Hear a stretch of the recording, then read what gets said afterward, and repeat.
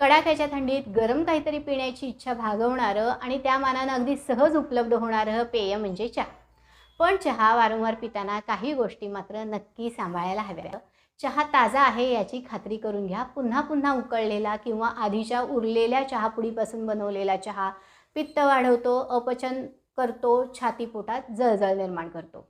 खारट, मीठ असणाऱ्या पदार्थांसोबत म्हणजे खारी, बटर, टोस्ट एवढंच काय बिस्किटांबरोबर पण चहा घेऊ नका. आयुर्वेदानं हा विरुद्ध आहार म्हणून सांगितलेला आहे. जेवणानंतर, नाश्त्यानंतर लगेच चहा पिऊ नका.